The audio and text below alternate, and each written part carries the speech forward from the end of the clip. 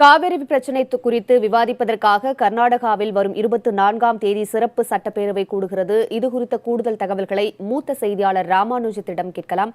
ராமானுஜம், இன்று கர்நாடகாவில் நடைபெற்ற அமைச்சரவை கூட்டத்தில் என்ன முடிவெடுக்கப்பட்டது? இன்று அம்மாநில முதல்வர் சித்தராமையா தலைமையில் கர்நாடகாவில் அமைச்சரவை கூட்டமானது நடைபெற்றது.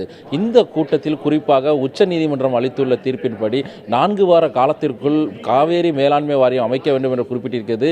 இதனால் வரக்கூடிய சாதக பாதகங்கள் என்ன என்று அலசப்பட்டது. அப்பொழுது பேசிய விவகாரங்கள் என்றால், அப்படி ஒரு காவேரி மேலாண்மை வாரியம் என்று ஒன்று வந்தால் கர்நாடகாவில் அணைகள் அனைத்தும் கட்டுப்பாடு என்பது மத்திய அரசிடம் சென்றுவிடும், அந்த வாரியத்திடம் காவேரி மேலாண்மை வாரியத்திடம் சென்றுவிடும். அதன் பிறகு கர்நாடகம் நினைத்தது போல எப்பொழுது வேண்டுமானாலும் தண்ணீர் திறக்கலாம் என்ற எண்ணம் இருக்காது, முழுமையாக அவர்களுடைய கட்டுப்பாட்டுக்கு சென்றுவிடும். இதனால் காவேரி விவகாரத்தில் கர்நாடகா அதுபோல் அவர்களால் தடுப்பணை இனிமேல் எதிர்காலத்தில் கட்ட வேண்டும் என்று நினைத்தாலும் கட்ட முடியாது.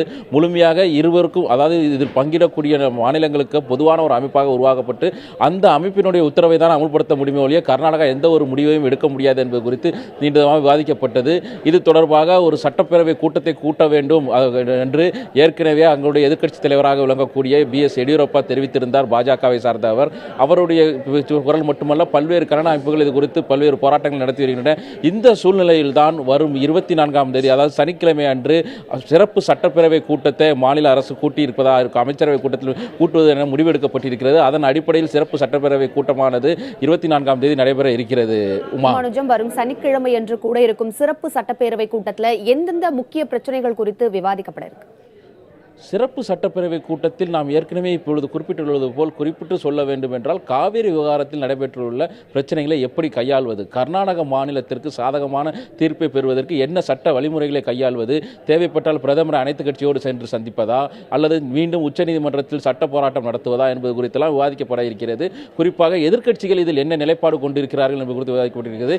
ஏற்கனவே முன்னாள் பிரதமரும் அங்கு இருக்கக்கூடிய மதசார்பற்ற ஜனதா தளத்தினுடைய தலைவருமான தேவகவுடா இன்று இது தொடர்பாக சித்தராமையா தொலைபேசியில் பேசியிருக்கிறார். பேசும்பொழுது ஒரு கருத்தை சித்தராமையாவிடம் வலியுறுத்தி இருக்கிறார். தமிழகத்திற்கு தண்ணீர் திறந்துவிடக்கூடாது என்று தெரிவித்திருக்கிறார். இது பெரும் சர்ச்சையை கிளப்பியிருக்கிறது. இந்த சூழலில் தான் மீண்டும் இந்த சட்டப்பேரவை கூட்டமானது சனிக்கிழமை கூட இருக்கிறது.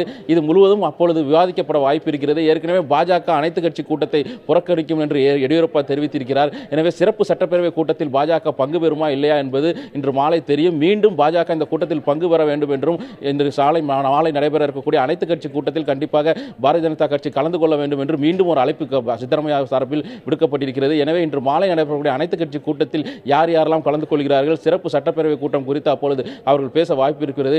அநேகமாக சட்ட போராட்டம் நடத்துவதோ அல்லது பிரதமரை சந்திப்பதுதான் வரும் சனிக்கிழமை நடைபெறக்கூடிய சட்டப்பேரவை கூட்டத்தில் முக்கிய முடிவாக இருக்கலாம் என எதிர்பார்க்கப்படுகிறது. உமா, ராமானுஜம், பொதுவாகவே காவேரி விவகாரம் தொடர்பாக காவேரி மேலாண்மை வாரியம் அமைக்கப்படும் நேரத்தில் தமிழகத்திற்கும் கர்நாடகத்திற்கும் இருக்கக்கூடிய சாதக பாதகங்கள் என்ன? காவேரி மேலாண்மை வாரியம் என்று ஒன்று அமைக்கப்பட்டால் அது தமிழகத்திற்கு மட்டுமல்ல, அங்கிருந்து நதிநீர், அதாவது காவேரி நீரை பெறப்படக்கூடிய மாநிலங்கள் முழுமையாக பயன்பெறும் என்றே கூறலாம்.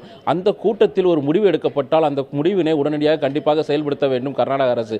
அப்படி கர்நாடக அரசு செயல்படுத்த முடியாது என்று தெரிவிக்கும் பட்சத்தில் காவேரி நதிநீர் ஆணையம் என்று ஒன்று இருக்கிறது. அதனிடம் அந்த பிரச்சனை எடுத்து செல்லப்படும். அதன் தலைவராக பிரதமர் இருப்பார். பிரதமர் இறுதிக்கட்ட மத்திய அரசினுடைய அதிகாரங்களை பயன்படுத்தி காவேரி அணைகளை அவருடைய கட்டுப்பாட்டில் கொண்டு வந்து தேவையான நீர் திறப்பது போன்றெல்லாம் முடிவுகளை எடுக்கலாம்.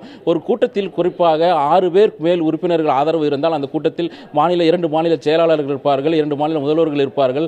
இப்படி இருக்கக்கூடிய சூழலில் 6 பேருடைய ஆதரவு, பெரும்பான்மையான கூட்டத்தில் பெரும்பான்மையானவர்களுடைய கருத்து என்னவாக இருக்கிறதோ அதனை நடைமுறைப்படுத்தலாம். இப்பொழுது நினைப்பது போல் காவேரி விவகாரத்தில் அப்படி ஒரு திட்டம் வரும்பொழுது கண்டிப்பாக கர்நாடக அரசு அவர்கள் இஷ்டம் போல் எந்த ஒரு முடிவும் எடுக்க முடியாத ஒரு சூழல் நிலவும். குறிப்பாக இது போன்ற வறட்சி என்று சொல்லக்கூடிய காலங்களில் எவ்வளவு தண்ணீர் வேண்டும் வேண்டாம் என்பதையெல்லாம் அந்த ஆணையமானது முடிவெடுக்கும். எனவே கர்நாடகாவை பொறுத்தவரை இது பாதகம், தமிழகத்தை பொறுத்தவரை இது சாதகம் என்றே கூறலாம். உமா.